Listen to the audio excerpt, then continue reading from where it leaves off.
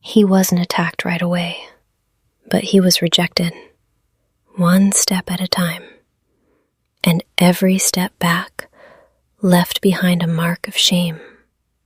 No claws were needed, no teeth, just a look, a harsh, guttural cry. A half-lunge stopping short was enough to make him understand.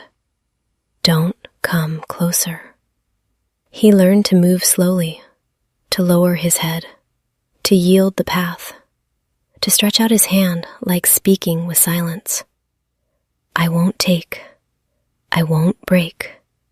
I only want to stand here. But a bigger one stepped forward, bared its teeth, let out a sharp call that snapped the air in two. He flinched back, and the space he'd been standing in was taken from him, as if it had never been his. He stood there, exposed. The ground beneath his feet felt cold. His throat went dry. Shame crawled up his skin like ants. He turned and ran. Not the kind of running you do for play, running you do for fear.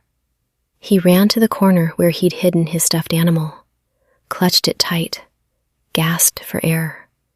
His chest shook like someone was pounding from the inside. He wanted to ask, but here, asking was a luxury. Still, in his head, a sentence kept bursting out, so painful it felt like choking on blood. Why? What did I do wrong? I only want to be here. The stuffed animal didn't answer, but at least it didn't drive him away. Another time, he saw a baby monkey, small, alone. So much like him, it softened something in his chest. He stepped closer, not to steal, not to compete, just to invite play, just to hear a simple yes from his own kind.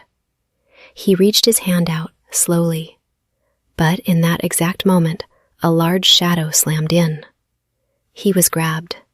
A brutal pull yanked his balance away. His face scraped the ground, burning pain. Dust filled his mouth. He was pressed down like something filthy, dragged like an object, as if his existence was a mistake that needed to be hauled out of sight. He couldn't even cry out, not because it didn't hurt, but because it was too humiliating. Humiliating because he didn't understand what rule he had broken. Humiliating because he hadn't even had time to ask before he was crushed. He tore himself free, took a ragged breath, and ran. Ran as if he could outrun his own fate. He ran straight back to the rocky corner where he hid the stuffed animal, wrapped himself around it, squeezed tight, like holding the only thing that still belonged to him. He trembled, not only from cold, but from the realization, in this home, no one was on his side. No mother, no humans, only a stuffed animal and a child forced to grow up inside shame. But he hadn't even caught his breath when footsteps came. A few larger ones followed, surrounded him, standing around him in a ring, cold and silent. He shrank into the corner, his back against stone. No way out. He closed his eyes, and by instinct, he pushed the stuffed animal out in front of him, as if it could be a shield. As if the replacement mother could block real teeth. As if he held tight enough, the world would be less cruel.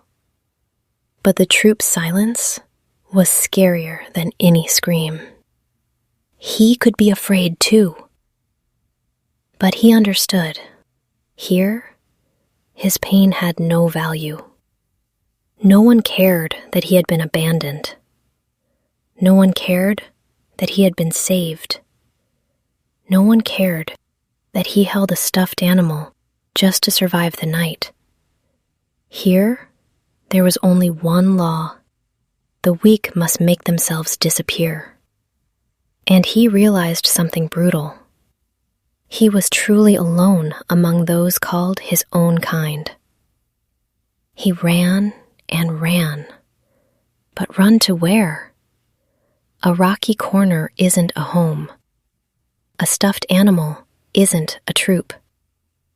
He stopped, breathing like he was being torn apart, pressed the plush to his chest. And for the first time, he understood. If he kept running, he would run his whole life. He looked back toward the troop, no longer with a child's eyes that wanted to play, but with a decision cold enough to cut bone. He had to live.